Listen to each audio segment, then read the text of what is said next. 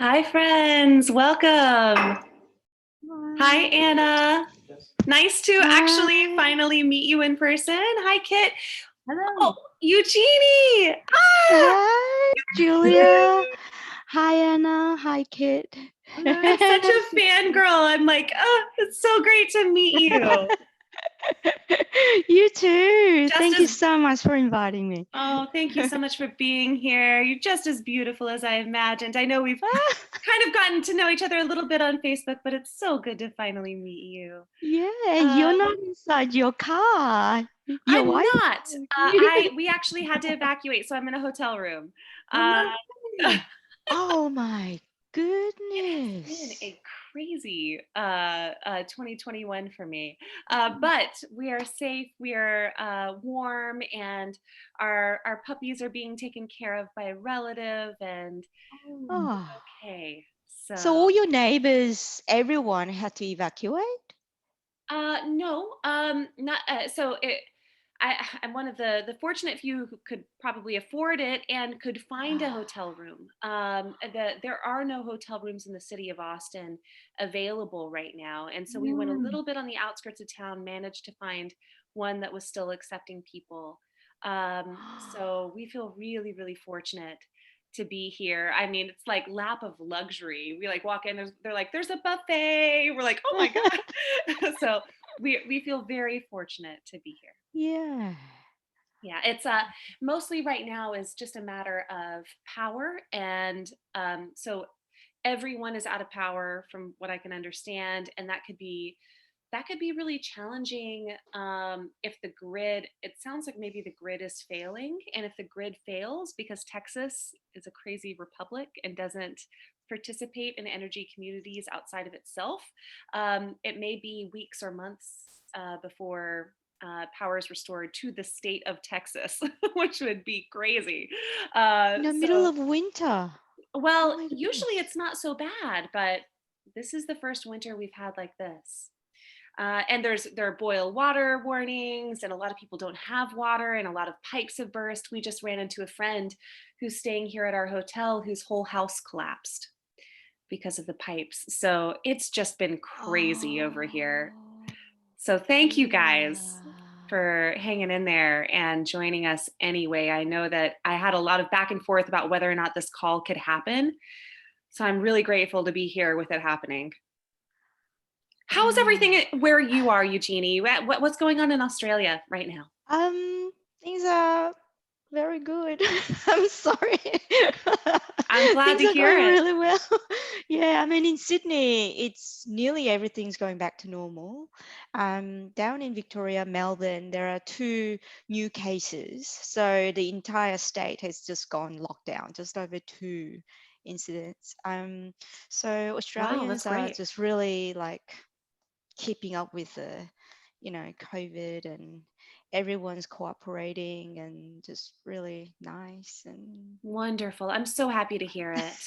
yeah, yeah, I kind of feel bad for saying it because you guys are doing just going through a really tough time, right? Well, yeah, I mean, you Yeah. guys went through your own tough time last year. Australia, in general had some issues I know going on last year. So we all go through it at some point, and we'll be here together I have to be so grateful. I have to acknowledge this amazing international community that I've had the pleasure to be a part of just since we started doing courses like this, where we get to hear what everyone else is going through around the world, to learn their own private challenges and successes, and we can kind of lean on each other in the process. So I'm so glad to hear you guys are doing well. Hi, Mm. Chris. Hi, Welcome. Chris. So a few people reached out to me to let me know that the timing did not work. So we might have a really small group today, which would just be lovely. I would love the more private time to really ask focused questions. So we'll give everybody another just minute or two to hop on just in case. But how's everything going where you guys are? Chris, Kit, or Anna? Feel free to jump in. You can take yourself off mute if you like. Yeah, I mean, I'm in Melbourne, Eugenie. So Oh, we just had our flash lockdown. which was interesting. But like you said, everyone here is pretty on board with trying to do the right thing and not Yeah, create a people are third way. nice, aren't they? Yeah, our community is very community driven as well, so that's really lovely to be a part of. Yeah, like people are trying to support their favorite cafes and gym and all that kind of stuff, right? Like they go out of their way to help people. Yeah, I work I've got a room in a gym, and we all just kept paying through last year just to keep him afloat because it's small business. Yeah, we've been doing the same. Yeah, and it does. It increases your awareness. We buy local now. We were before, but we are even a bit more intentional about keeping it close. It makes you kind of think that if we actually really, really go back to normal, will we still be nice to each other? It kind of makes me sort of wonder. Yeah, I know. I hope so. Yeah, me too. Yeah. We've already stopped here. Have you? No, you haven't stopped. No, we've stopped being nice to each other already. Oh. Where are you, Chris? I'm in the UK. Oh, so stop being nice to each other. Yeah, the first lockdown, and just after coming out of it, I think everyone was being very kind and really appreciative of any social contact. And then, I mean, I'm not saying everyone, but the feeling changed. I mean, it feels here like we've been just going on and on. We've been in and out of 3 lockdowns now, and even between them, there were lots of restrictions. So I think everyone's irritable and really fed up. Well, the burnout is real, right? Sorry, my histamine today is just going wild. So if I'm like sneezing and like having tears all over the place, it's just my histamine. Not our questions. Kit's right. Our questions do tend to bring the tears. I think a lot of our classmates have.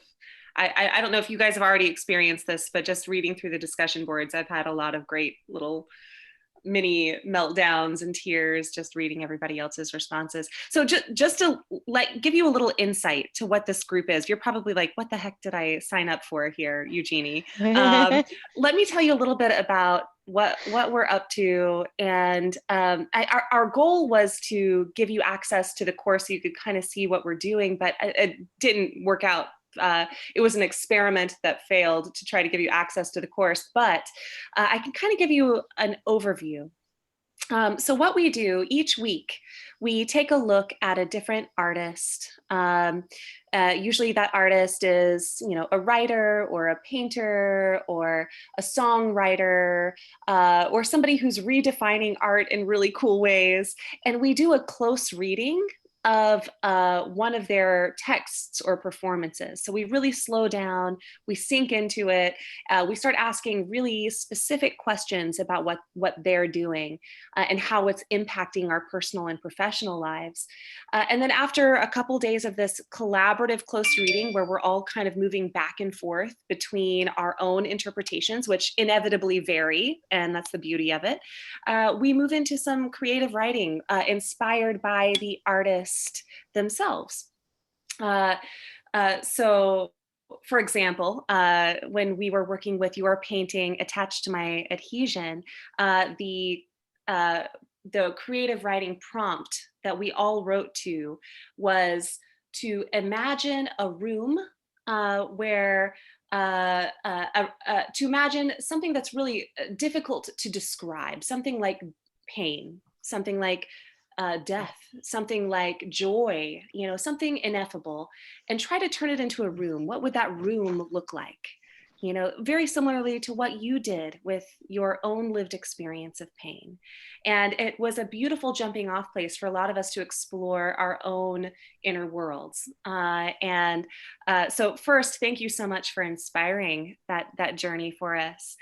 And secondly, I think this is such a neat opportunity for us to kind of test our close reading to see how it lands with you. and might give us a little more insight into the painting that we all have been loving on for what, 2 weeks now. We've been working with this. So, oh, we have one more person who's jumping in. Allison, I'm so glad she can join.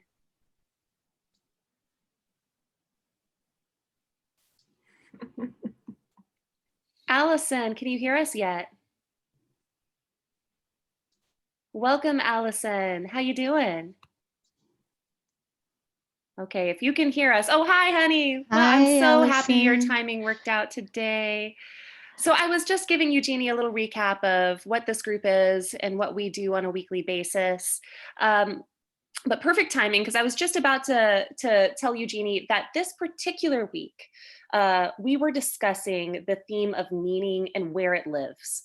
And we started off with a kind of hypothesis that meaning arises in an intersubjective space between a storyteller and a listener. It does not belong solely to both, uh, um, but it is in this kind of co-created evolutionary space that can change the interpretations of both storyteller and listener. So our assignment for our close reading was to uh, sink into this painting, to allow the images that you so brilliantly painted to work on us, and then to ask ourselves first, how do we interpret what we're seeing here? What's literally happening in the plot of this painting?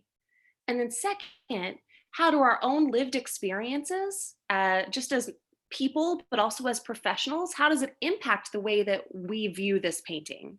How do our own biases impact how we're viewing this painting? And third, I asked them to do just a little Google search. I hope it doesn't feel too invasive for you, just about your lived experiences and you as an artist and how your lived experiences might impact this painting. And so, somewhere in the space between those three questions, we're hoping a new meaning arises. Um, we've never had the pleasure of being able to kind of test our close readings with the author themselves. So this is such a treat for us. But I thought maybe we could start out with just a few, well, actually, before we start out with a few questions from students, I'd love to hear from you, Eugenie, just a little bit about where this painting came from in you, at what point in your life, what you were going through when you decided to paint it.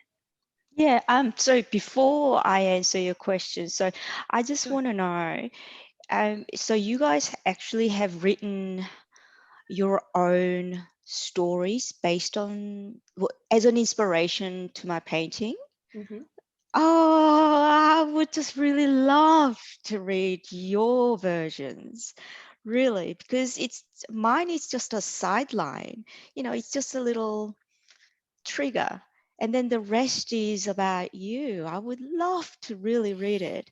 So eventually, Julia, if I go through this course, I'll eventually get to read everybody else's discussions and their writings. Is that With correct? Well, with everyone's permission, I'll make that available to you. Let me just, I'll figure out a way to send everybody a little Google form to make sure that it's okay for them to read. It's okay for other people to read their writing, but for the close reading, my goal was to I already posted something to the class letting them know that you were going to read the close reading portion. And that it was just a technological error that I couldn't get Thinkific to get you approved to get through the course step by step. So what I can do for the close reading is I'll just screenshot those Yeah. discussions and I can send them to you by email. And then I'll get everybody else's permission for the reflective writing. And I'd love to send you those as well. If everyone's okay with it, I'd love that. Yeah, if that's okay with Yeah, everyone. for And I sure. wouldn't want you to Yeah. feel self-conscious or anything. Yeah. Just as it I is. bet That would they'd be be just fine with really it. lovely. Yeah, Yeah. thank you. Yeah. Yeah. So going back to your question, this painting was done in around 2013 or 2014, just before I joined the residency program to work with Professor Lorimer Mosley Mhm. in Adelaide. Everyone is familiar with Lorimer. Yeah.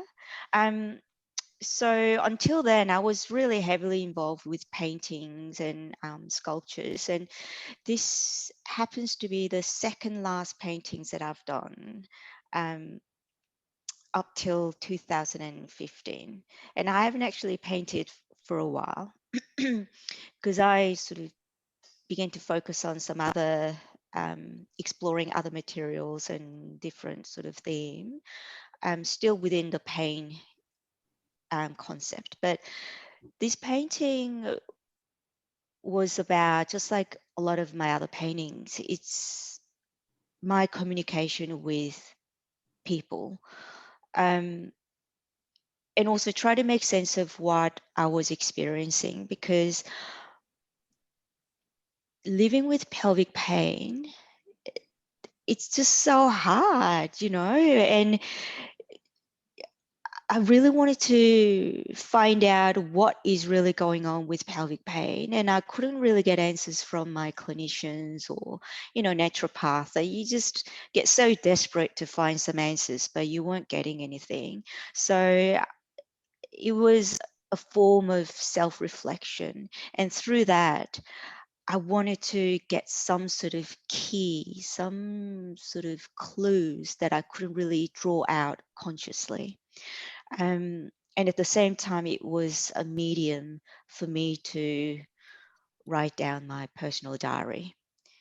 So it became sort of like both ways, that I was giving something onto a canvas, but hopefully it would give something back to me. And it did, along the process. And a lot of my paintings takes about 2 to 3 months to complete, and they're relatively small scales. And I use very, very small, fine brush, and I go through 2, 3, 4 layers, and so it's quite labor intensive, and I put a lot of energy and love and sadness and tears and all of that goes in there. Um, and it talks back to me in some ways, and I find out those answers many months later.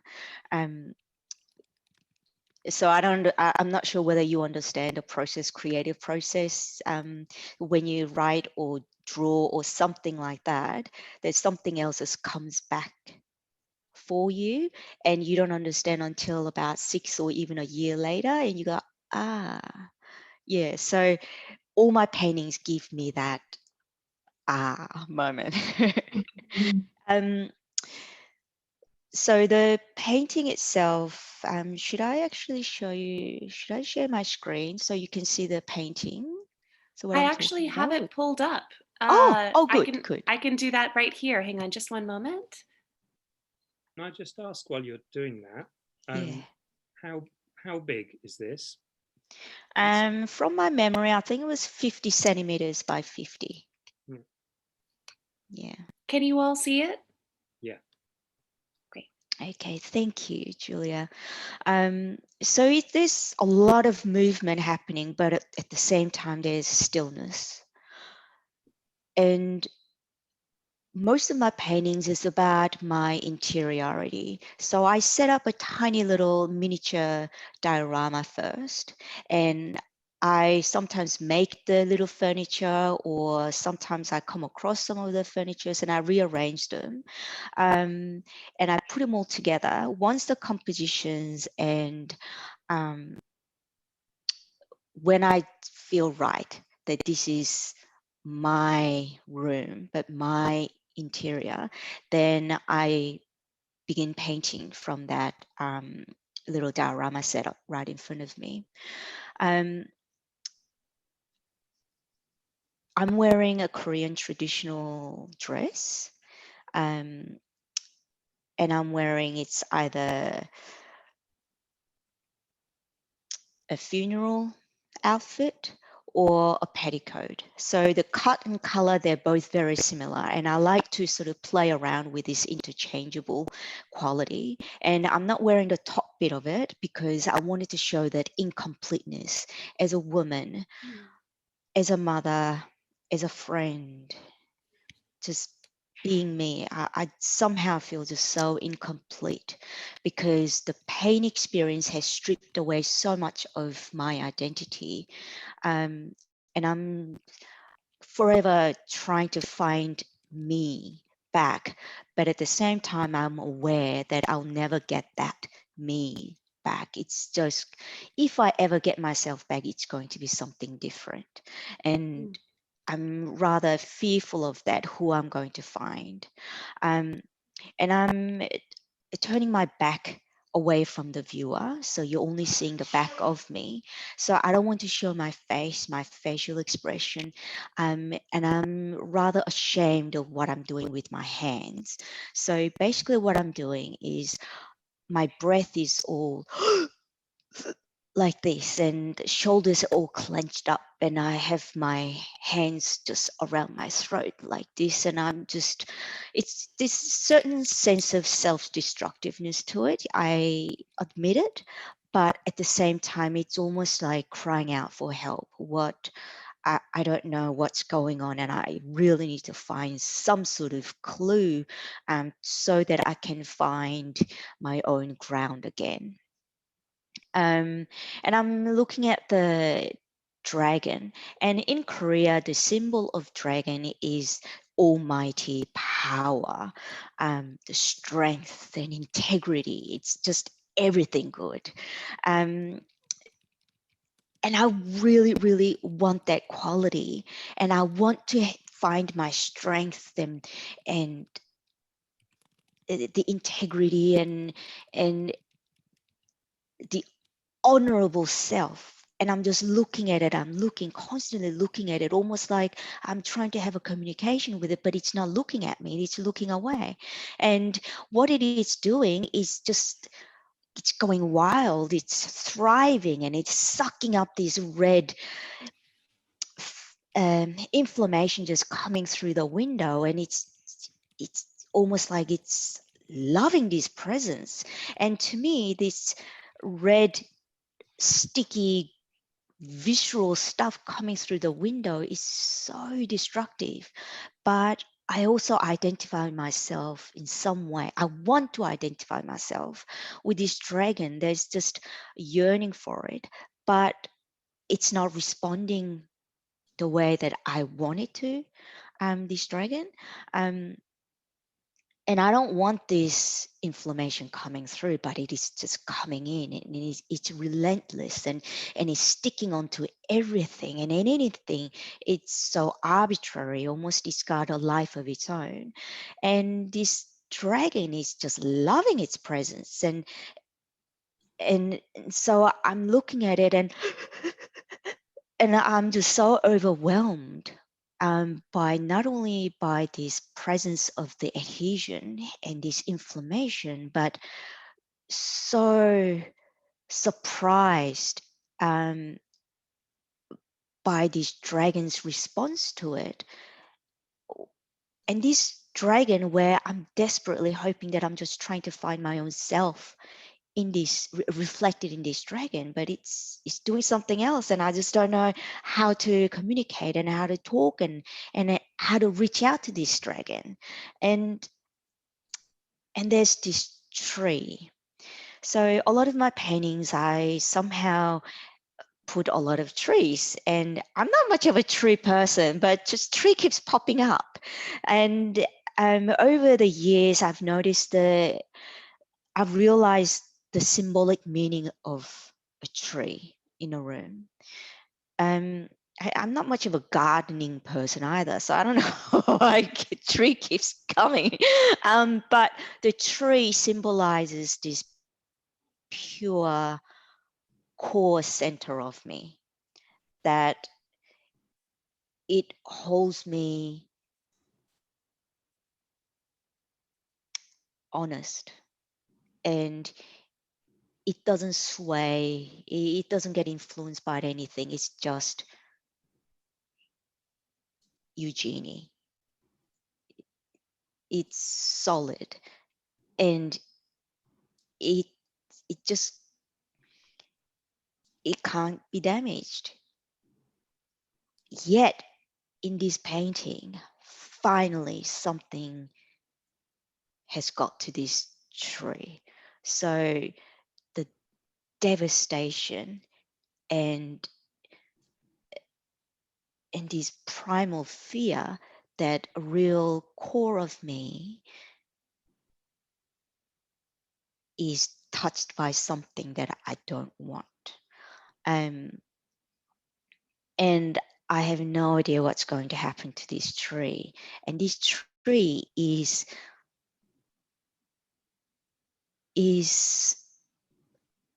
real center. It's this physical body of me. It's the outside world. You know, I absorb things through the skins and everything, and I interact with people. I'm exposed, but the tree is utterly, completely protected. It should not be touched by anything. It's just pure, but it's no longer pure. And now I'm even talking about it with people, it just really freaks me out. This tree cannot be polluted, but it's being engulfed by something that I have no control over. And the root itself is strong, but quite shallow. It could tip over. It's sensitive. It's very delicate. It's vulnerable. And there's a reason why it is growing inside this room, because room is a shell that protects the core of me. And it's just being so uncontrollably invaded. And its survival, it seems to be relying on not my protection, but by this water coming through the wall. And so this water, so just to compare the mannerism of the inflammation, the redness just coming, stickiness, and it's just got a bit of viciousness to it. It's just gunky, gooey, sticky, visceral. It's not friendly. But the mannerism of the water, it's like it's just so indifferent to whatever is happening inside this room. It's almost like it's teasing, and it's not communicating with anything else. It's not responding to anything, but just going straight to, in a really playful way, to the boop, onto the tree, onto the soil. It's feeding the soil. And so the health of the tree is just utterly dependent on this fluid. And I don't know what this fluid is. It's avoiding me. It's avoiding where I'm standing. It's just got a little tease of tiny little wave and bubbles going near my feet, but it's not touching it. It's just like little tease, but I won't touch you. But it's just going, and it's got its own personality, its own humor. And so I'm thinking, is this water, or is this something toxic? I don't know what it is. It's not. It's very mysterious. It's not. Its intention is very obscured. It's hidden, and it's very happy not to let anybody know what it is, or why it's coming. And so I'm really worried. I'm getting a bit concerned about the intention and the quality of its presence. If it's water, then I welcome it. And at the same time, it is as it is. It's coming in. And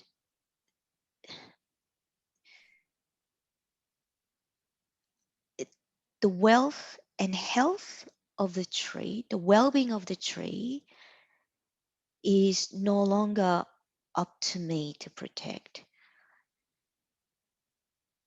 It's 100% relying on this fluid. So its intention is vital. I need to know, but I don't know. I'm just getting really worried about it. And at the same time, water or fluid, it's just so, it's a fluid. It can change. It can become, it could flood me, or it could become something that could cleanse you. It could nourish you. It could be anything. And it could change. It could change its mind.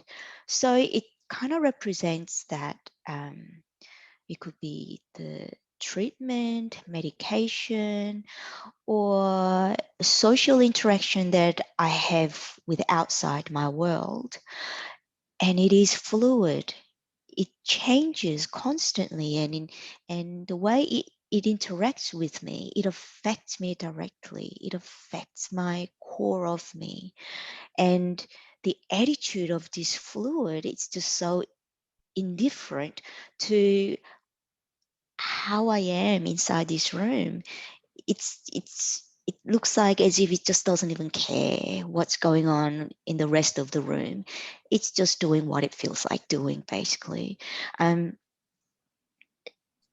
So it's just that flip-flopness of the presence of this liquid could be even more harmful or beneficial than the inflammation itself, because at least inflammation, I know it's not very good, it's harmful, but at least I know its intention.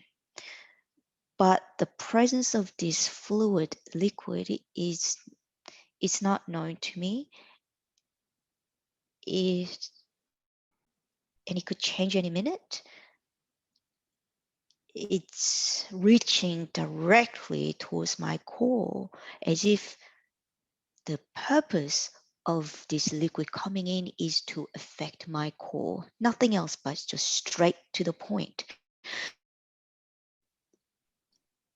I'm very worried, just very, very worried. So that goes back to the reflection of my,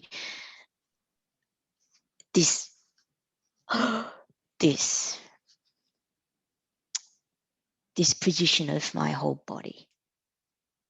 And I'm not wearing this funeral or the petticoat in a way that I should be doing. It shows certain sense of rebelliousness to me, that I'm just not going to do whatever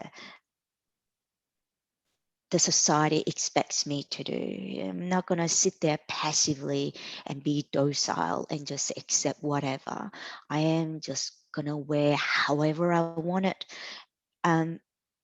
because it means more to me.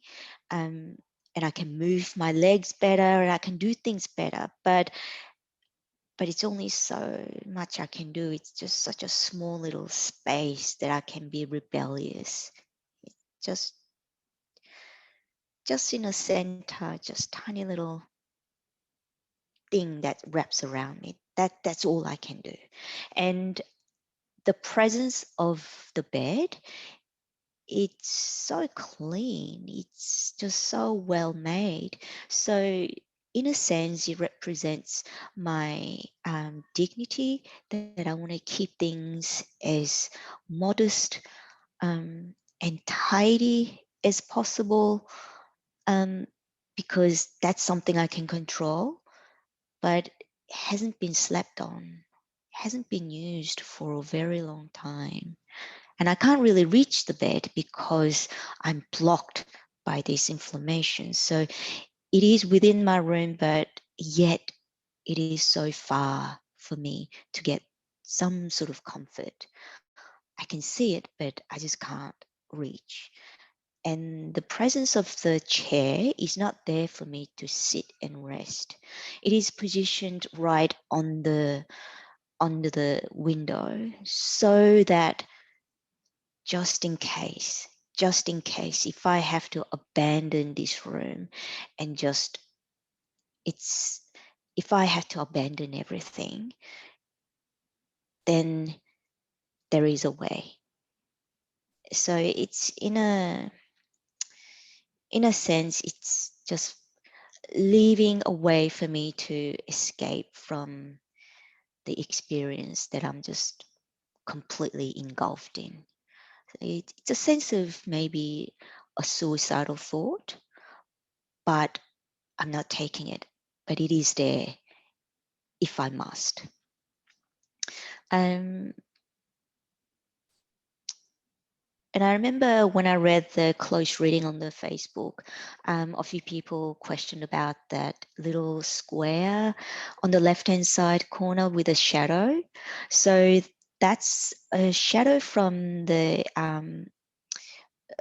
bed.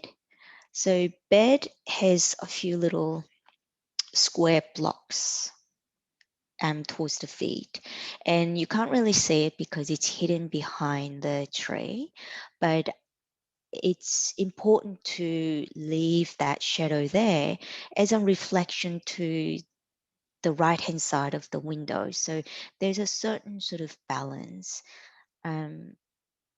Compositionally, it is there. It just keeps that movement on the eyes. It just keeps circling.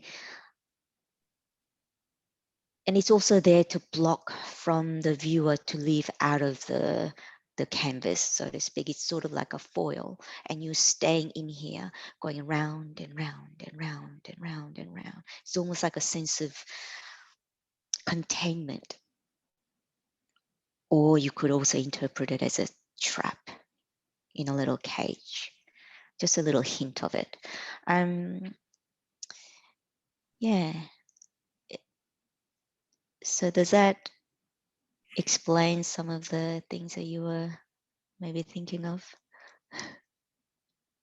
I don't know what is more of an artwork, this painting or your description of it. That was profound.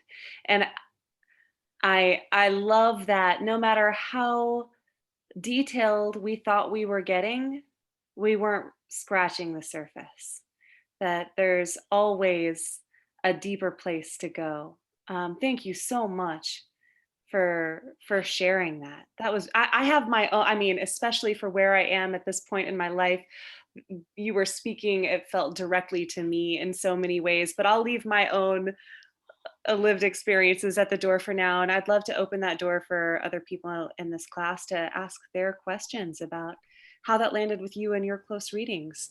I'll let you guys just take over organically. No need to raise hands or anything. You can just jump in and talk.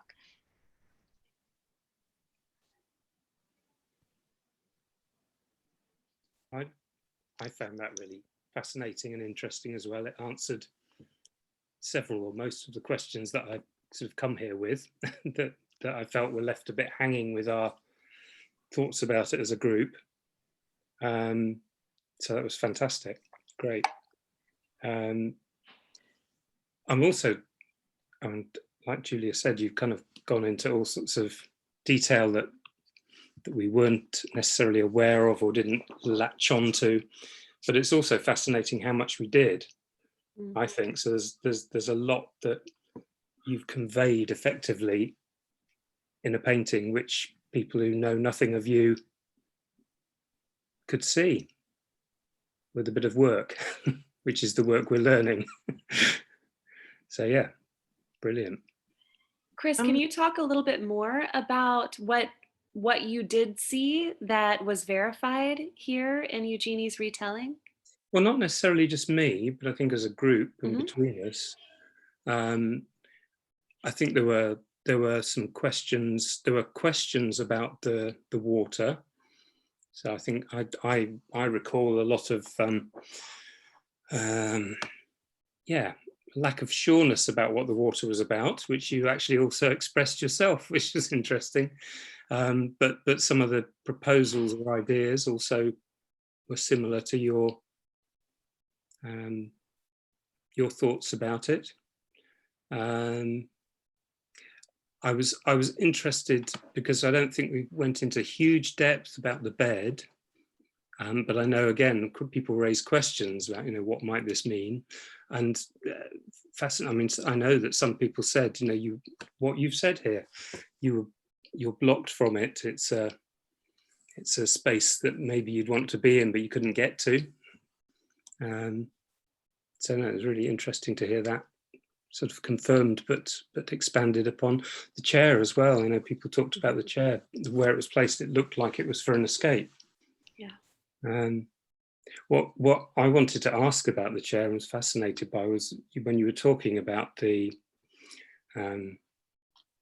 adhesions, if we'll call them that, since I guess that's what they represent in an anatomical or pathological sense, that they were sticking to everything in the room, but they are very, very obviously not sticking to that chair. And there's a space around the chair, like whether it's an escape or otherwise, whether it's an escape out of the window or not, it looks like a safe space in the room. I wondered whether that was something you were conscious of when you were painting it. Yeah, I was definitely conscious of it, because the position of the figure itself is not touching the inflammation or whatever it's coming, because I'm aware that it's very harmful to me. So I won't go near it. And I wanted to make sure that escape route is certain, in my sense, that it truly is an escape route for me. And even though when you think about it, like standing on the seat of the chair, and then if I have to go out the window, it's going to touch me. That inflammation is just going to touch me. But at least the idea of standing on the chair, it's going to encourage me. It's only one more step. Yeah. You know, it's just reassurance. Don't be scared. It's just one more step, and you just have to close your eyes, and that's it. You know, I'm sure a lot of people who are going through a lot of pain or discomfort, they need some sort of, and it sounds just so really morbid, but you just want to make sure that your escape route is certain. Yeah. And you don't want it to be messy, you know, but you just want to have that reassurance. So that's why the chair looks pristine almost. It's almost like in a morbid reassurance for me. Eugenie, I was really interested in when you mentioned at the beginning, you know, there's a lot going on, but there's also some stillness to it. I'm quite curious about the stillness aspect, because, you know, to be so consumed and the overwhelming nature, when I read this, I saw the stillness more so than the busyness. To me, you know, I see so much integrity and honesty in you putting this piece out to the world. But I'm wondering, when you painted it, did you have any sense of that stillness, or did it come in your reflection a year later? Like, was there any of that moments experientially for you? Yeah, definitely. It was a stillness to me throughout until the very last moment. So the painting process itself, I mean, the color scheme wise, it's all very bleached white, gray, blue. So to me, that's just very, very calming. And the rooms are just so kind of clean. And until the last moment, the painting itself didn't have that red inflammation coming in at all. So it was all just, so imagine this painting without that red substance in the middle.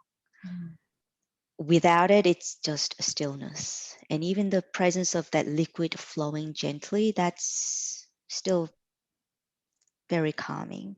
And ironically, the image of the dragon is just an image. It's just paper or frame just stuck on it. It can't reach me. It's just there. It's a two-dimensional image. So up until then, nothing was affecting me. It was just very peaceful 2 months of painting it. And then the last process was for me to add this red substance coming in, and that just changed the entire mood of the painting. And while I was doing that, I was feeling quite distraught, painting this red substance, because when you think about it, all the elements themselves, they're very structurally sound. So chair, window frame, tree, the wall, everything is structurally solid. So that gave me a sense of grounding. Like I felt quite stable. The only thing that was really sort of destructive was the red substance, and it just structurally wise, when you look at it, there is no structure. It's just so fluid. It just changes constantly, and so I was riding that mood while I was doing it, if you know what I mean. So my emotions were very uncertain. How is this going to form and where it's going to go? It was just very arbitrary, and I didn't really have particular direction where the shape was going. So in a way, it was controlling me how it wanted to go, and I let it happen. Yeah. I love that, because I had a different reading to most, Yeah. but I spent like the first 5 minutes just exploring the last thing you painted. Like I just explored every nook and cranny and every hole, and the changes in the color and its changes in the way it attached to the tree. Like I was just kind of bewitched by exploring that thing. Like I felt like I went on a journey just with that. So that's so interesting for me that happened that way, and that was your sort of really uncertain space. Yeah.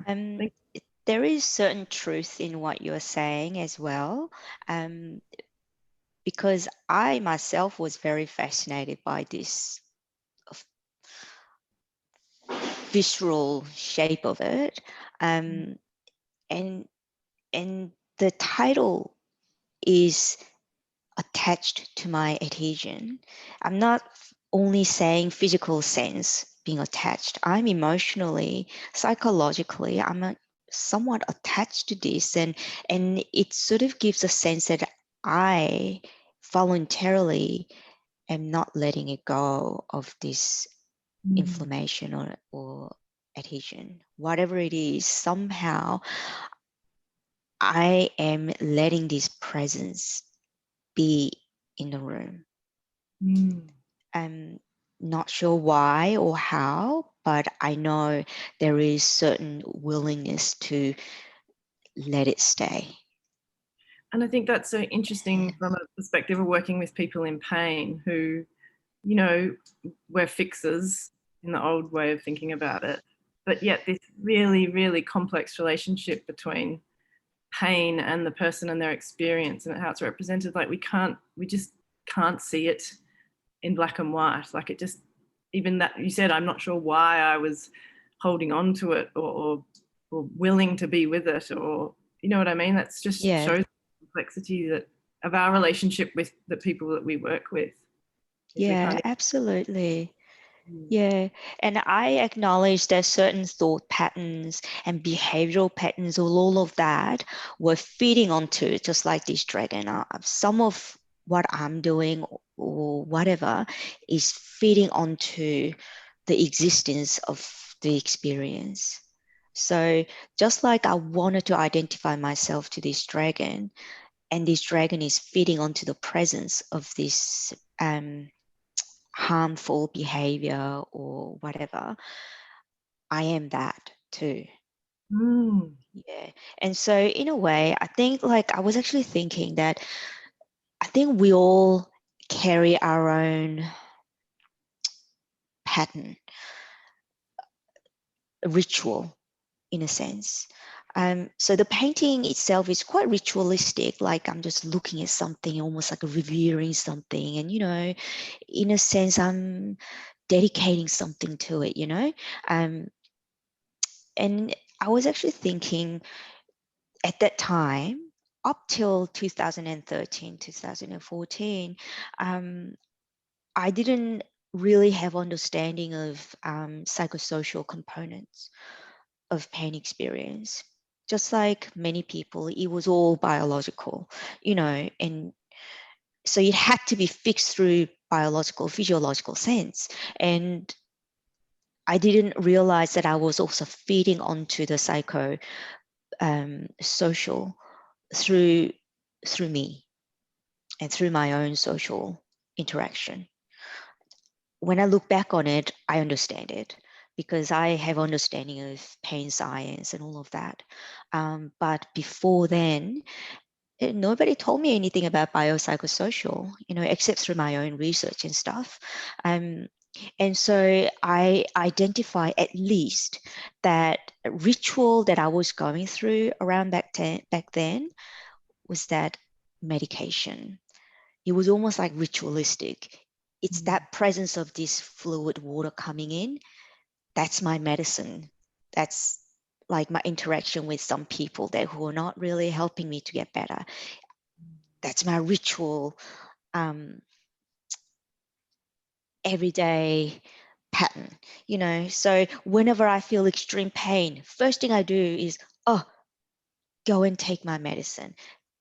It's that thought and expectation that's almost like a ritualistic, that I'm doing something for myself, and by doing it I feel like I have some sort of control over my experience. So in order to have this perception of some kind of control over my own experience,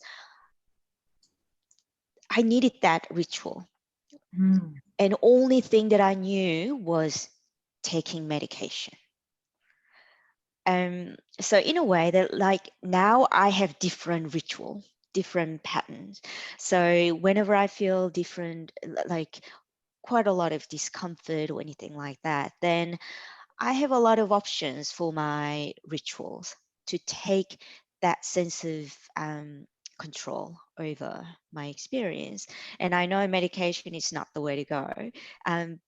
But back then, only thing I knew was the medication.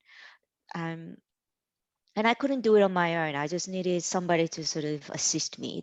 And I had other options.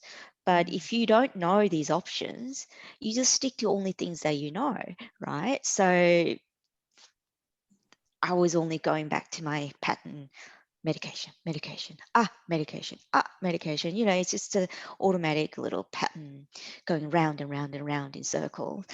Opioids, and it gets increase the opioid, go again and again and go and see the doctor and just do this.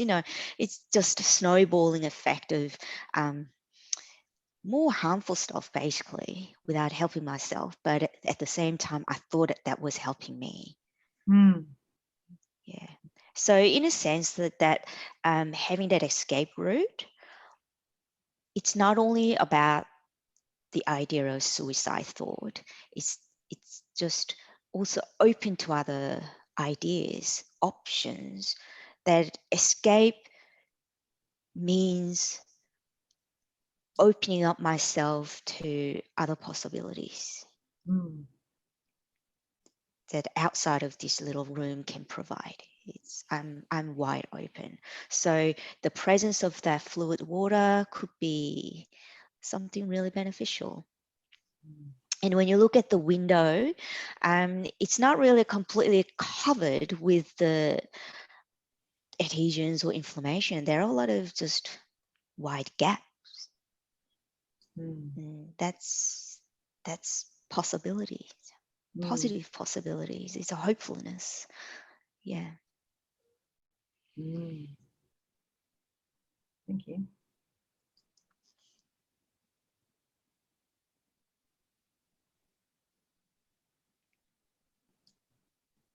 got more questions, but I don't want to. Yeah, please do. I want if Alison Please or do. Anna want to opt in. I don't know. No. I don't want to hog this either, but I have a burning question, which is a silly little thing. But I was really intrigued when we did this. So over your left shoulder and the adhesions, there's two larger white areas, which, along with the pattern of the rest, looks a bit like a dragon's face. And we had a bit of discussion about that and wondered whether that was something intentional or whether we're just seeing a pattern in that isn't there. Oh, completely unintentional. Oh my goodness. You're right. Oh, wow. I did not see that. But now you say that. Now I can't not see it. And just to some others have also pointed out that even below these two eyes, can you see my cursor? Is that something? Yeah. Can you guys, yeah. So below these two eyes, others have pointed out the woman's eyes here. Mm-hmm. With eyebrows on top. Like eyes in pain, squinted in pain. Almost like this is what was being hidden here. Just wondering if any of this strikes you as well. We were fascinated with the eyes.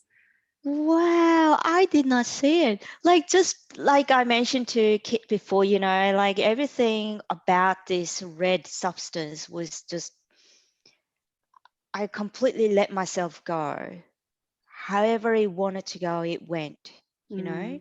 Mm-hmm. It stressed me not having any control over the shape of it and having no structure whatsoever, but at the same time I felt quite free. But yeah, nothing was intentional. But I'm so glad you pointed all these things out. So and I am very fascinated. Yeah, stop now. That's interesting.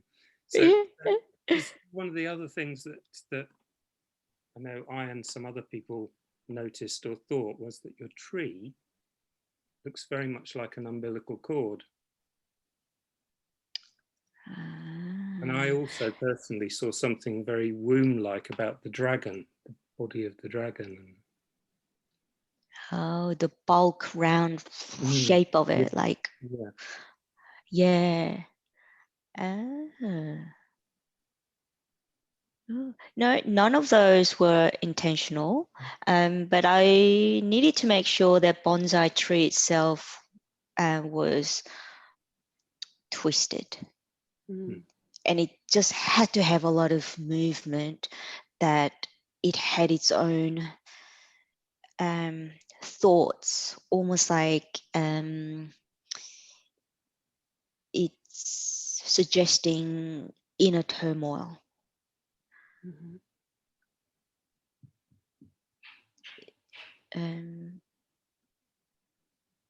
But you mentioned about that dragon like a womb, like, see all these comments, I see it now. And just like that dragon's face and the woman's eye, I can't not see it anymore. It's just really fascinating to hear like other people's what they see in the painting. I'm learning so much. Eugenie, did you have a sense of what you were putting out there for women and their bodies, not just from a heavily biomedical lens, but from a patriarchal healthcare system? Like, was that something that was part of your journey, or you know, maybe subconscious? Was that something that was a theme for you, or? Subconsciously, definitely. I was aware of it, but I wasn't sure whether I wanted to put it out there for people to see as obviously. I am now, like my practice is, I voice it loud and clear these days about that. But back in 2013 and 14, I wasn't sure whether I was even allowed to say it out loud about these things, even though I experienced it every time I go to the, clinics or hospitals or anything like that. You just get dismissed because you're a woman, and you talk about pain. And if I go to the emergencies or something, I'm just so desperate and nothing's working. They just dismiss you as soon as they hear the word endometriosis. They just leave you wherever in the corner or in the room for hours on your own. It's and the doctors sort of dismiss you if I talk about my experience. Definitely, I think that is one of the reasons why I put myself in the dress of Korean traditional outfit, because I'm not sure if you know a lot about Korean culture. Even till now, it's very heavily patriarchal society. Just it's just beyond my tolerance, basically.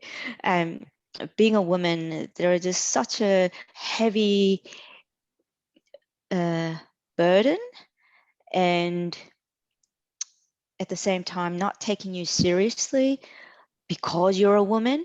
All of that is just so heavily embedded in these clothes that I'm wearing. And also my rebelliousness of just wearing the clothes the way I am in this painting. So what I've basically done is I tucked the base of the skirt into my undies, like I just tucked it in and stuff. And so that's almost like, what on earth are you doing, woman, kind of stuff? Like if I do that in Korea, they'll probably kick me out of the country or something. It's just so not acceptable. So I'm just doing that, and I'm just trying to say something in my own way without hopefully offending anybody. Like that's how I was sort of feeling. I didn't want to offend people, but at the same time, I had to say what I had to say, kind of thing. These days, I'm not too worried about offending people about this, but back then, just because so many things were unsure, like I was even questioning my sanity back then. So, adding the feminist idea and sort of condemning the medical system towards women it was definitely there. But I wasn't sure whether I even had the right to even think about these things. Yeah. And I think it's just really important for people to voice these things so that other people who may be thinking the way that I did can be a bit more courageous and just voice it out. More people talk about it, the better. 100%. I mean, I just saw this whole piece as beautiful, even though it was a hugely painful experience. I saw it for its visibility, for its speaking to themes that constantly get dismissed. Like, we've got so much work to do. And I really admired the integrity, because you're not, yes, you might have felt a bit like, I don't want to upset people, but even the way that you presented this allows us to have discussions about it that kind of create that compassion around how we might have been before. It creates those moments for transformation rather than just really maybe aggressively putting your voice out there, which again is very valid as well for people that want to do that. But yeah, I saw the beauty in what you were trying to communicate, even, and hearing how unsure you were, I think makes it even more beautiful for me in a way. Yeah, thank you. And so that also represents the way that I was standing. I turned my back. So I didn't want to be just so confrontational by showing my face and all of that. I wanted to keep things rather indirect. And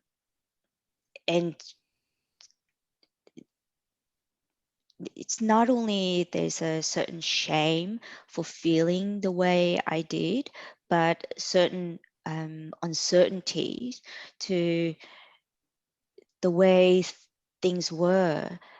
And I was questioning my own opinions.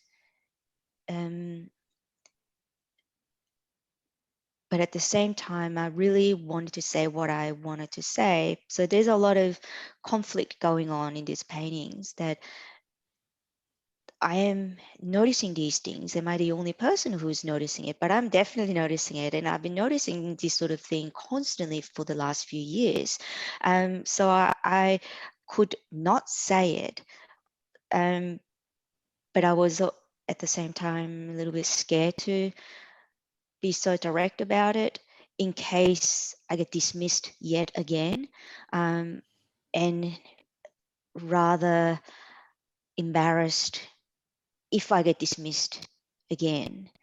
And then I have to go through this self-doubt, and I'll end up beating myself again for even being direct about things. It's Well, and I think that again, that vulnerability, that willingness to again put yourself out there and again try and communicate this, and that hope you spoke about from the window, the possibilities. For me, I see your intent around trying to communicate around this tricky thing as a step towards hope. It's that staying open that maybe someone will listen this time or see it differently. I just see that vulnerability came out for me exploring the.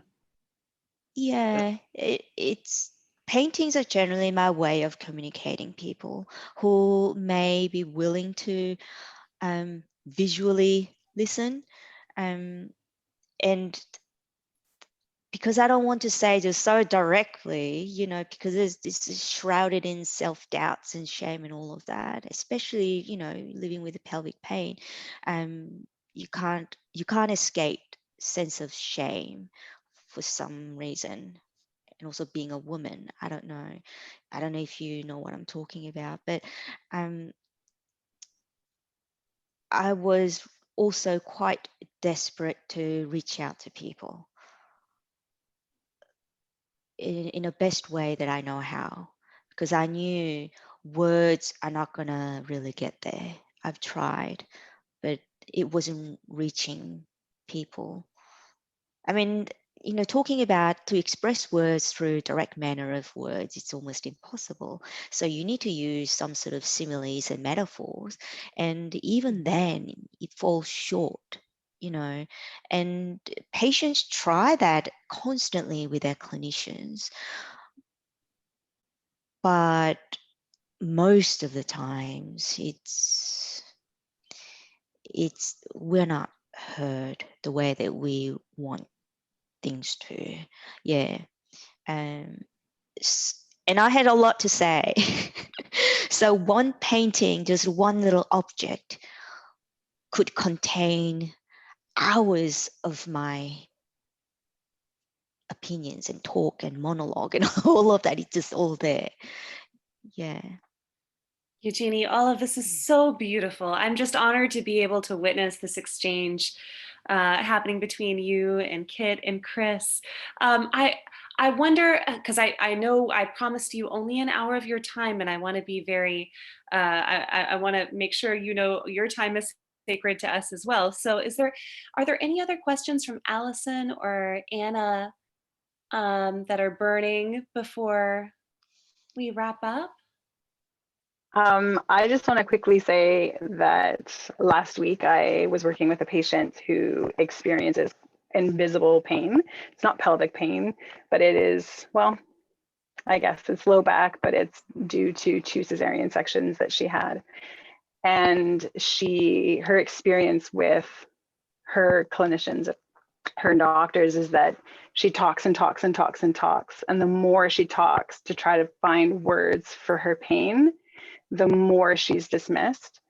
And I actually shared this painting with her because she's a maker, so she's a creator. And I was really hoping that she would have just what you were talking about when Kit was talking about like with women, and you were talking about being vulnerable and with your back. And I shared it with her, and it has totally shifted how she is going to approach pain. She's come up with a plan for herself, and it was just spending time with your painting. So I want to thank you, and I want to thank Julia for bringing it to her group, because it was a turning point in her life. So thank you. Oh, wow. Wow. Wow, Alison. Thank you. Thank you for this. You. Thank you so much. Question. It's kind of like a comment question, but just like hearing, like being as a woman and someone who also has lived experience of pain, and just like the patriarchal context of the time, and how so often when interacting with people in power, whether it's women to men or like disabled to like able and stuff, sometimes like to communicate it's turning like the way you turn the back so you couldn't see the face, like to make it less direct. It's kind of trying to put it out there so people can come to the conclusion that you want them to come to and think it's their own idea. So they're like, oh yeah, I understand now. I get it. I think that's what I really like appreciate about your painting, like the power that it gives to have that conversation and open that up. Because like sometimes when we're direct and it's not heard, and then they're like, oh, you're cornering me. And it's like, I'm just asking for women's representation on media, but thanks for equal representation. But it's like, how can we like have the conversation and share things in a way that people buy into it, and like they're like, I'll listen. Like when it's presented this way, people, I think it invites more curiosity about it and more interest and intrigue, and opens up that conversation. Yeah, so none of my paintings are confrontational, and that's a conscious decision, exactly like what you said. And I want people to come up with their own stories and conclusions and what they read from it. And if they do, then that knowledge is theirs, not mine. And if it's theirs, that means it involves their emotions, their intelligence, and all of that combined, their own voice. It sinks deep. They own it. And that realization is more likely to stick around than hearing from somebody or being direct or even reading an article, blah, blah, blah. It's not really theirs. It takes time to own that knowledge. So when it comes to art, when the ideas and feeling and all of that is abstract, and they somehow find a way to own it, then it's theirs. It reached their heart straight away, you know. And so art can be just so powerful. It is just one of the most powerful communicational method that I can think of. I know I'm biased because I'm an artist, but but I see myself more as a communicator.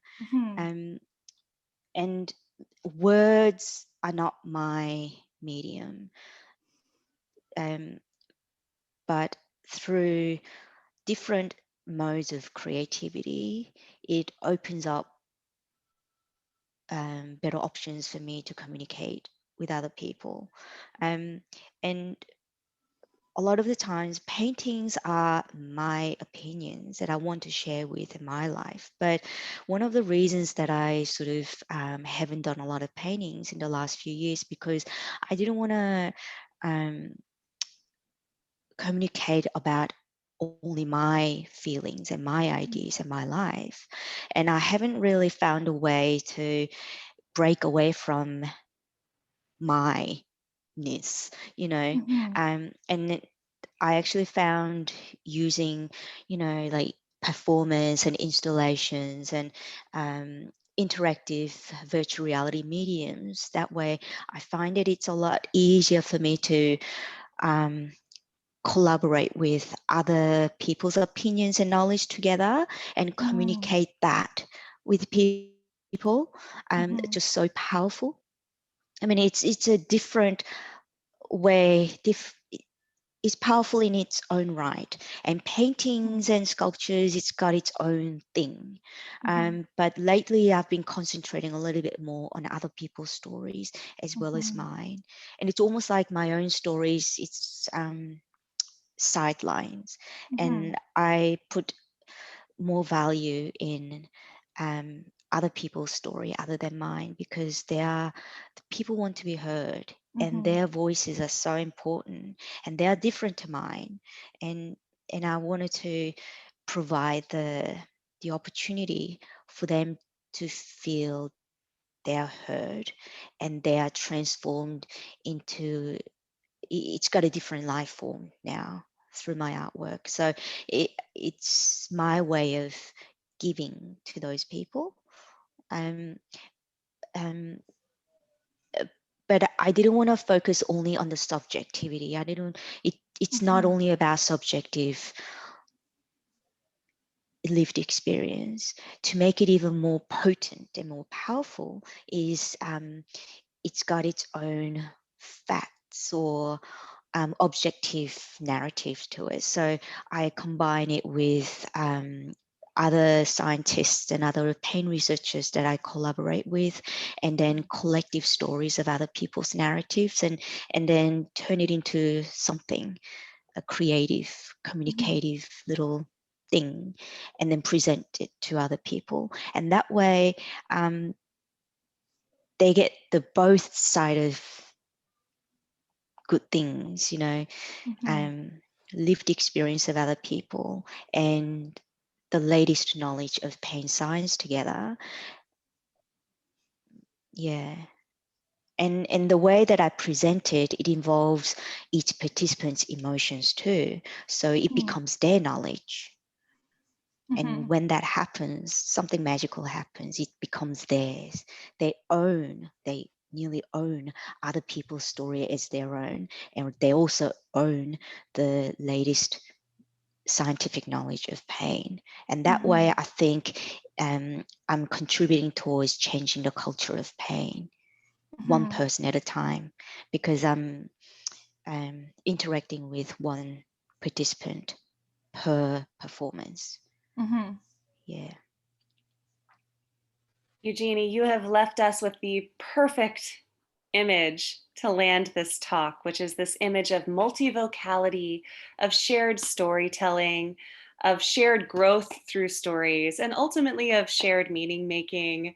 I couldn't imagine a better place for us to wrap up this conversation. Thank you so much for spending your time here with us today. I know I speak on behalf of not just this group, but our whole 9-week bridge course. And we're going to publish this talk on our narrative medicine and pain care page. So on behalf of our whole group, we're so grateful for your time here. And I really look forward to continuing to hear from you and to see your beautiful artwork in the future, whether in the performance space or painting space. Thank you so much once again. Thank you. Thank you. Thank you so much for hearing me and sharing your questions. And I've learned so much from you. Thank you very much. Thank you for this opportunity. Thank you and so nice much. to meet you all. Nice to meet you. Hopefully we'll see you soon. Have a wonderful day, everyone. Bye. Bye.